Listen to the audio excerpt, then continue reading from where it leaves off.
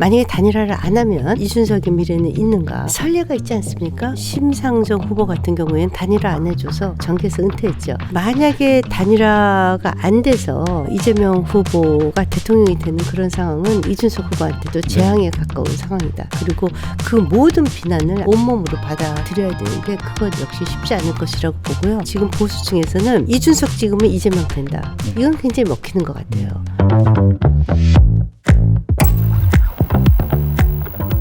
오늘 인터뷰를 부탁해에서는 김행 김문수 후보 캠프 시민사회 총괄단장 모시고 얘기 나눠보겠습니다.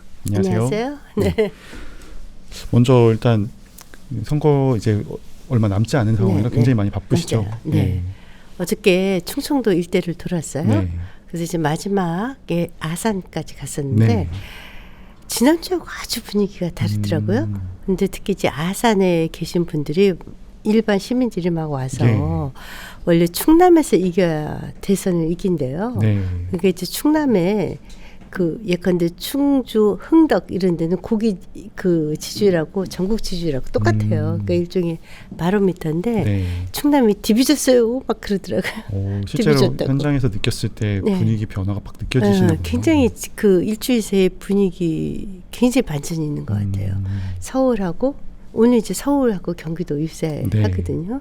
그쪽도 이제 서울의 도봉 쪽 취약 지역을 쭉 도는데 한 일주일 전 이렇게 매일매일 달라진다는 게 아주 절감이 돼요. 실제 한국갤럽이나 여러 여론조사에서 이제 김문수 후보의 지지율이 올라온 게 좀 확인이 되고 있습니다. 네. 그래서 방금 전에도 저희도 한국갤럽 조사 결과도 이야기를 좀 나눴는데 뭐 36%였던 그 지지율, 그러니까 전주 대비는 7%포인트나 오른 건데 이렇게 좀 김 후보의 지지도가 오른 이유를 캠프에서 좀 어떻게 보고 계신가요? 이제 저기는 갤럽은 좀 차이가 많은 데고 어디는 이제 5% 안짝으로 들어오는 것도 많죠. 선거전이 바뀌었어요. 제가 보니까. 그 전에는 대규모 대중 유세, 세과시 이런 거가 컸지 않습니까? 근데 뭐 아시다시피 이재명 후보도 별로 선거 유세 전에 별 지지자들이 없죠. 옛날에는 이제 대규모 유세로 세를 과시했었는데 지금 이제 SNS 공중전 이런 유튜브라든가 이런 것들이 굉장히 주요하는 것 같아요. 그런데 최근에 저희는 사실 이제 후보로 결정되고 한 열흘 정도뿐이 안 됐어요. 근데 그 사이에 저희 캠프에서가 아니라 일반 시민들, 국민들이 파도 미담뿐이 없다. 파파미 콘텐츠를 어마어마하게 올리는 거예요. 그래서 두 후보가 하나는 깨끗한 물, 하나는 더러운 물 이런 식으로 아주 극명하게 나뉘어서 컨텐츠 올라오는 것이 조회수도 엄청나게 많고 그런 것들이 이제 최근에 선거의 공중전 아닌가 이런 생각을 해요. 그것이 굉장히 주요하는 것 같아요. 그럼 말씀하신 대로는 뭐 일부 언론에서는 이제 좀 지지층, 그러니까 보수 일부 지지층이 좀 다시 돌아와가지고 그것도 있죠. 이런 부분도 있는데 말씀하신 내용 들었을 때는 좀 중도라던가 유보층들이 그래도 김문수 후보를 많이 택해주고 있다 그게 이런 이제 분석이 나오나요? 너무 잘 아시다시피 사실 이제 국민의힘 자체에는 국민들이 많이 실망을 한 것 같아요. 그러니까 사실 이제 그릇이 싹 좋다고 볼 수는 없죠. 담긴 그릇이. 근데 이제 후보 자체를 좀 국민의힘과는 분리해서 좀 보는 것 같아요. 왜냐하면 잘 아시다시피 우리 후보가 좀 구박당하는 과정도 있었고 후보가 교체되는 그런 수모도 겪고 하면서 조금 이 당하고는 조금 괴리되는 그런 후보 본연의 경쟁력이 좀 나오는 것 같은데 그 과정에서 저희가 정말 보지도 못했던 경기도지사 시절 또는 이제 그 수원에서 국회의원 했을 때 부천에서 그때의 그 취약계층 만났던 이런 사진들이 막 올라오더라고요. 그게 일파만파로 퍼지는 것 같아요. 그럼 실제 보수층의 결집은 이미 어느 정도 좀 이루어진다고 보시나요? 네네네. 어차피 이제 그 우리 당이나 또는 민주당이나 전통적인 지지층은 한 30% 정도 있는 거 아닙니까? 거기서 이제 플러스를 해 가야 되는데 그것은 이제 저희 당에 대한 지지보다는 김문수 후보 개인의 경쟁력, 청렴함이라든가 뭐 업적 이런 것들을 굉장히 많이 보는 것 같아요. 예를 들자면 아까 뭐 거북섬 얘기도 나오는데 경부 고속도로 타고 올라오시면 오늘 이제 후보가 동탄, 송탄 이쪽을 가세요. 그쪽에 신도시 개발이라든가 기업체 유치 거의 어마어마하게 바뀌지 않았습니까? 상점 몇 개를 했는데 그런 것들은 다 김문수 후보의 경기도지사 시절의 실적이죠. 이제 8일 정도밖에 남지가 않았는데 이대로 좀 이재명 후보와의 격차를 좁혀서 소위 골든 크로스도 충분히 가능할 걸로 보고 계신가요? 이제 수요일부터 발표가 안 되죠. 네, 깜깜이 기간입니다. 네, 네. 그런데 이제 내일 아마 좀 조사가 많이 나올 것 같은데 이제 김문수 후보가 맨 처음에 그 부천 원서에서 출마했을 적에 여론조사 마지막 날까지도 박지원 후보를 이기지 못했었대요. 근데 D-3일 날 자체 여론조사에서 뒤집었다는 거예요. 실제 결과는 1,800표 차이로 이겼거든요.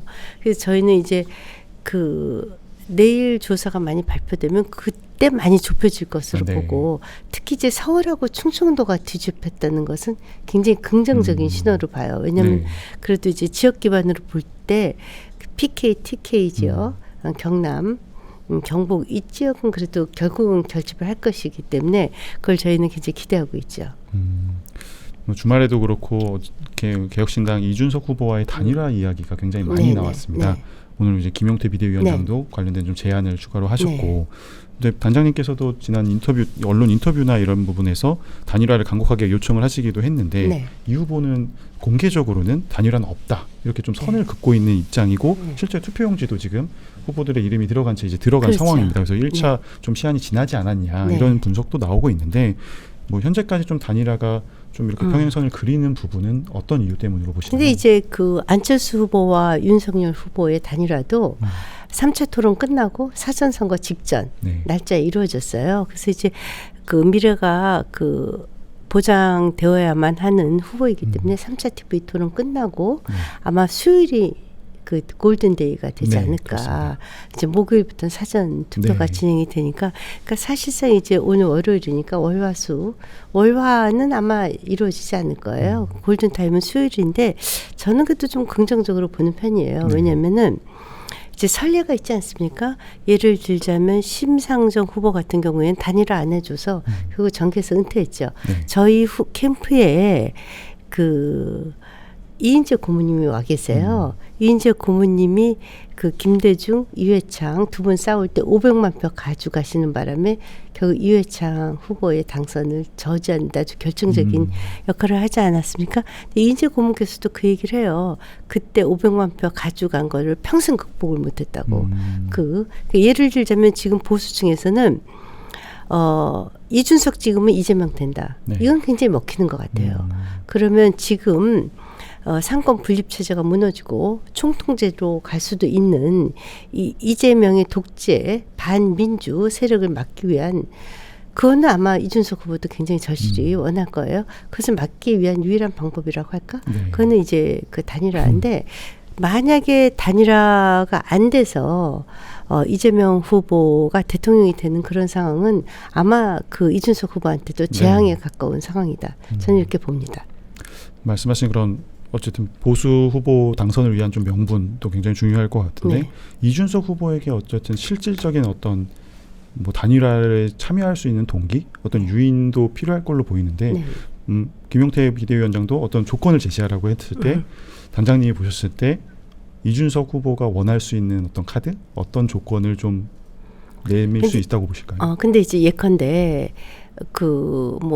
공동정부라든가 뭐 40대 총리 뭐 이런 얘기도 있었지만 본인이 생각을 해도 만약에 단일화를 안 하면 이준석의 미래는 있는가에 대해서는 그것도 회의적이에요. 왜냐하면 이재명 정권의 탄생은 그 이준석 후보한테도 결코 유쾌한 일은 아닐 겁니다. 그리고 그 모든 비난을 아마 온몸으로 드려야 되는데 그것 역시 쉽지 않을 것이라고 보고요. 또 하나는 이제 저희 측에서는 자체 자강론도 솔직히 있는 것도 사실입니다. 만에 하나 안 될 경우에 우리 후보 자체의 경쟁력으로 가야 되지 않습니까? 근데 뭐 아시다시피 여론조사를 보면 이준석 후보 지지는 6대4 정도. 6은 만약에 이재명 후보 쪽으로 가요. 저희 쪽으로 4가 오고 아마 20, 30대 젊은 층인 민주당을 더 지지해서 그런 것 같은데 그 여론조사 전문가들은 단일화의 효과보다는 오히려 그냥 두는 게 더 낫다. 이런 얘기를 하는 사람들도 있어요. 그것보다는 이제 저희가 정치적 창의력, 상상력 이런 것을 보는 것인데 저는 이제 그 스태티스티컬 애널리시스보다는 이제 폴리티컬 시너지 효과를 보는 건데요. 그런 의미에서 이준석 후보도 결국 명분과 실리를 다 잡아야 되지 않습니까? 실리적인 측면에서는 단일화를 안 할 경우에 본인도 얻는 것이 없다. 과연 그 미래가 더 보장되는 정치인으로서 그것 역시 도박이다. 저는 네. 이렇게 봅니다. 여하튼 뭐 단일화가 안 될 경우를 대비해서도 저희는 자각론도 굉장히 있어요. 네. 다행히도 굉장히 지금 여론조사가 급격하게 오차 범위 내로 오기 때문에 잘하면 어떤 경우에도 우리는 자체적으로 이길 수 있는 프로그램도 마련하고 있습니다. 네. 네, 지난주부터 이제 민주당에서도 굉장히 적극적으로 네. 그 두 후보 김문수, 이준석 후보의 단일화에 대한 일종의 전망, 평가들을 좀 내놓고 있습니다. 네. 특히 이재명 후보 같은 경우도 일단 당연히 단일화가 될 것이다라는 네. 정도의 이런 워딩도 있었었고, 네. 근데 이렇게 조금 어떻게 보면 좀 확정적으로 말하는 이유, 배경은 네. 좀 뭐라고 보세요? 그거는 아무래도 본인들도 단일화되면 좀 불리하다, 불리할 수도 있다 이런 것이 있어서 좀 사전에 막고 뭐 이러려는 의도가 있지 않겠습니까? 그런데 뭐 그 이준석 후보가 본인의 정치적 미래를 보고 결심을 하지 네. 뭐 이재명 후보가 뭐라고 한다고 해서 그것에 영향을 받을 뿐은 아니라고 보고요. 본인의 정치적 미래를 봐서도 단일화가 본인한테 정답이 아닐까 저는 그렇게 생각합니다. 네. 네. 말씀하신 대로 지난 얘기했잖아요. 네. 이준석 지금은 이재명 된다니까요. 그런 것들이 다 이 후보의 결정에 영향을 줄 것이다. 그럼요. 왜냐면은 어차피 그 섭섭하게 굉장히 좀 안타깝게 저희 당에서 나가시긴 했지만 여하튼 보수 쪽에서 배출한 정치인이지 않습니까? 네. 그분이 뭐 진보 정치 세력으로 갈 수는 없는 거고요.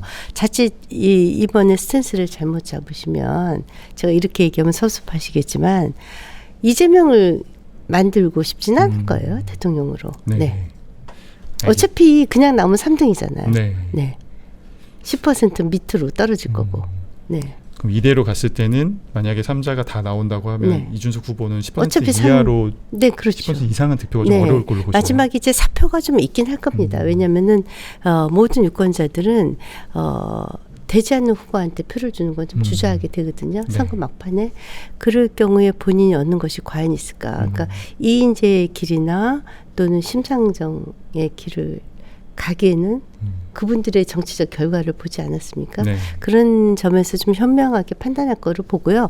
또 하나 덧붙이자면 그 김문수 후보는 정말 신뢰할 수 있는 후보입니다. 그래서 그 본인이 좀 정치적 결단을 하기에도 좀 네. 믿을 수 있는 파트너가 아닐까 이런 말씀을 드리고 싶어요.